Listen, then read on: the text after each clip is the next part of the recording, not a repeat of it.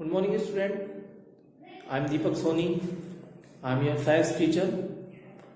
Today, I am going to start our next topic in chapter number 1 is decomposition reaction. ठीक है, last classes में हमने types of reaction, types of combination reaction के बारे में देखा था, जिसमें नंबर फर्स्ट रिएक्शन हमने देखी थी कॉम्बिनेशन रिएक्शन. ठीक है, तो लॉ ऑफ कॉम्बिनेशन रिएक्शंस के अंदर सबसे पहले कॉम्बिनेशन रिएक्शन देखा था. आज हमारा जो टॉपिक है वो है डीकम्पोजिशन रिएक्शन.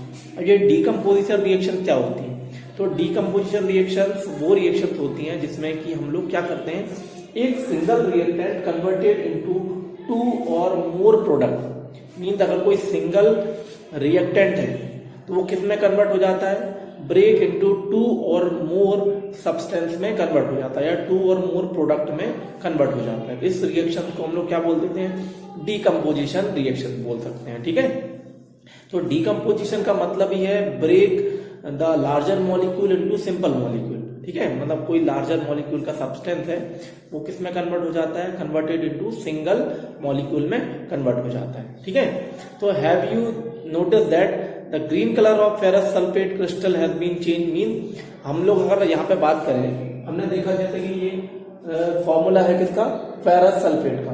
क्या फॉर्मूला होता है, FeSO4. FeSO4 हम किसको बोलते हैं, फेरस सल्फेट को. ठीक है, ये फेरस सल्फेट का कलर कैसा होता है, जो हमारा फेरस सल्फेट है इसका कलर होता है ग्रीन कलर. ठीक है, तो याद रखना ये फेरस सल्फेट है, इसका कलर कैसा होता है, ग्रीन कलर का होता है. तो ग्रीन कलर का जो फेरस सल्फेट है वो किसमें कन्वर्ट हो जाता है, जो उसका कलर जो होता है वो चेंज हो जाता है. You can also smell the characteristics order of burning of sulphate. Means क्या होता है, इसमें जब भी हम लोग due the presence of heat के प्रेजेंस में जब भी कॉपर सल्फेट को हम लोग बर्न करते हैं या जलाते हैं तो क्या होता है, इसमें जो भी सल्फेट प्रेजेंस होता है वो क्या होने लगता है, वो बर्न होने लगता है. और जब सल्फेट बर्न होगा तो उसकी वजह से क्या होगा, उसमें एक ऑर्डर प्रोड्यूस होगा या एक स्मेल प्रोड्यूस होती है. ठीक है, तो यहाँ पे देख सकते हैं कि FeSO4 को जब हम हीट करते हैं तो ये किसमें कन्वर्ट होता है, ferric oxide, sulphur dioxide and sulphur trioxide. ठीक है, तो याद रखना ये sulphur dioxide as well as sulphur trioxide.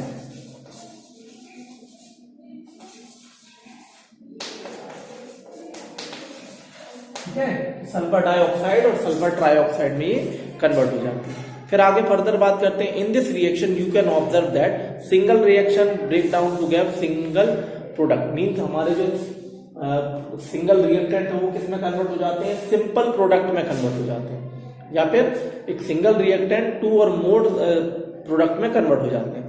This reaction is known as decomposition reaction. ठीक है, तो यहां से डीकम्पोजिशन रिएक्शन की डेफिनेशन क्लियर हो जाती है कि जो भी कोई अगर एक रिएक्टेंट है वो डायरेक्ट किस में कन्वर्ट हो जाए, प्रोडक्ट में कन्वर्ट हो जाए. ठीक है, तो हम उसमें क्या हो जाएगा, वो सिंपल प्रोडक्ट में कन्वर्ट होगा तो उसको हम लोग क्या बोल देंगे, डीकम्पोजिशन रिएक्शन बोलेंगे. ठीक है, तो यहाँ पे देख सकते हैं कि फेरस सल्फेट हमने जो रिएक्टेंट लिया है वो FeSO4 है और .7H2O loose water from heat and colour of the crystal changes.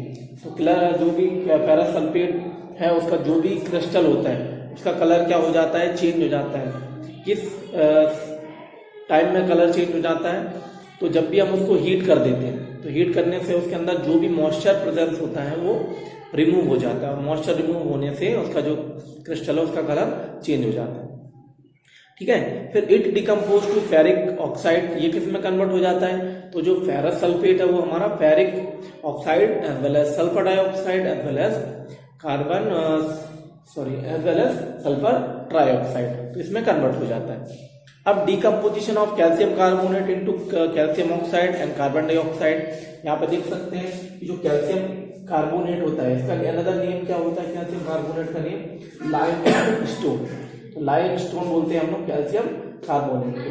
तो जब भी हम लोग कैल्शियम कार्बोनेट को हीट कर देते हैं तो हीट करने से क्या हो जाता है, ये किस में कन्वर्ट हो जाता है, converted into calcium oxide and carbon dioxide. Calcium oxide को हम लोग क्या बोल देते हैं, क्विक लाइम. ठीक है, तो कैल्शियम ऑक्साइड को हम लोग बोल देते हैं क्विक लाइम. ठीक है। उसके बाद है decomposition of reaction is use to various industry, और जो क्विक लाइम है उसका हम लोग यूज करते हैं वेरियस इंडस्ट्रीज में, इसका यूज करते हैं इस डिकम्पोजिशन रिएक्शन का। तो ये दो एग्जांपल्स हैं किसके, डिकम्पोजिशन रिएक्शन के। उसके बाद आगे जो है calcium oxide is called limestone और quick lime, it has been many uses. जो क्विक लाइम है उसके क्या होते हैं, मेनी यूजेस होते हैं। क्या क्या यूज होते हैं, one of the manufacture of cement, cement में अगर वन ऑफ द मेजर कॉन्स्टिट्यूएंट है, मीन कैल्शियम ऑक्साइड क्या है, one of the major constituent of cement ना, जो सीमेंट का मैन्युफैक्चर होता है उसमें कैल्शियम ऑक्साइड जो बेसिक रॉ मटेरियल होता है। When decomposition reaction is carried by heating, अगर ये डिकम्पोजिशन रिएक्शन इसको कौन कैरी कर रहा है, अगर हीटिंग इसको कैरी कर रहा है, मीन्स अगर हीट के थ्रू अगर कोई भी रिएक्शन हो रही है डिकम्पोजिशन रिएक्शन, तो इस डिकम्पोजिशन रिएक्शन को अंदर हम लोग क्या बोल सकते हैं, due to heating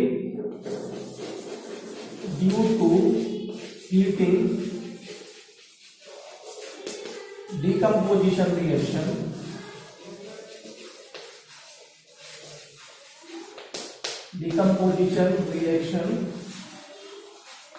is called thermal decomposition.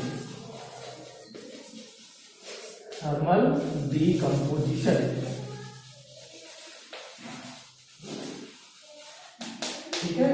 तो यहाँ पे जब भी क्या होगा, हीट या फिर टेम्परेचर के थ्रू अगर किसी भी रिएक्शन में या डिकम्पोजिशन रिएक्शन में जो हमारा सब्सटेंस है वो ब्रेक हो जाता है तो इसको क्या बोल देते हैं, थर्मल डिकम्पोजिशन। तो thermal decomposition only based on the temperature और heating effect of the substance. उसके बाद नेक्स्ट क्या होता है यहाँ पे कि another example of thermal decomposition is, हम लोग अनदर एग्जांपल भी देख लेते हैं कि थर्मल डिकम्पोजिशन का और क्या एग्जांपल हो सकता है। तो थर्मल डिकम्पोजिशन का एग्जांपल होता है यहाँ पे, अगर हम लोग PbNO3 को अगर हम लोग हीट कर देते हैं तो ये किसमें कन्वर्ट हो जाता है, PbNO3 इज हीटेड। ठीक है, तो हीट करेंगे तो किसमें कन्वर्ट होगा, PbO plus NO3 plus oxygen. ठीक है, मतलब जब भी हम लोग लेड नाइट्रेट को, ये क्या है हमारा lead nitrate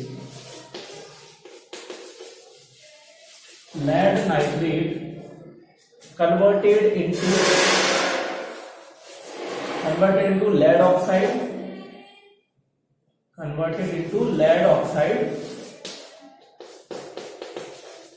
plus nitrogen dioxide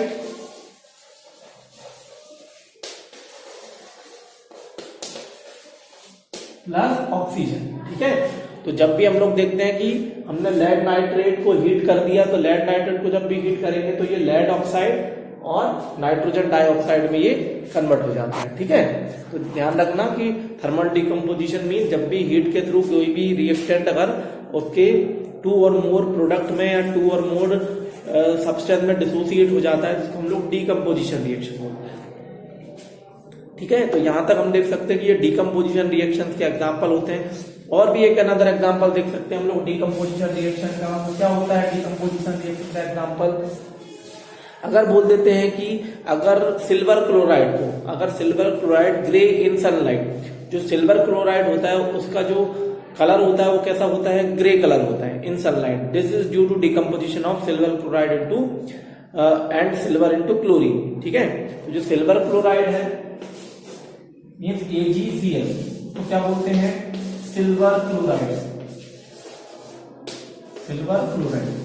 जब सिल्वर क्लोराइड को हम लोग क्या करते हैं, सनलाइट में लेके जाते हैं in the presence of sunlight, तो सनलाइट के प्रेजेंस में सिल्वर क्लोराइड किसमें कन्वर्ट हो जाता है, सिल्वर प्लस क्लोरीन में कन्वर्ट हो जाता है। ठीक है, और सिल्वर प्लस क्लोरीन, तो यहाँ पे ध्यान रखना क्लोरीन कभी भी सिंगल नहीं होता है, क्लोरीन हमेशा गैसेस के फॉर्म में प्रेजेंट होता है, तो इनको हम लोग बैलेंस कर देंगे। यहाँ पे क्या आ जाएगा, silver chloride converted into silver plus chlorine gas.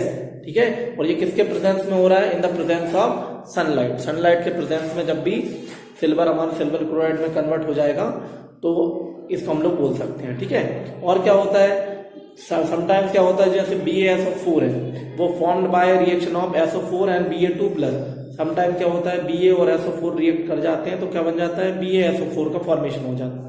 BaSO4 को हम लोग क्या बोल देते हैं, इसमें क्या हो जाते हैं हमारे आयंस जो हो जाते हैं वो एक्सचेंज हो जाते हैं, ठीक है।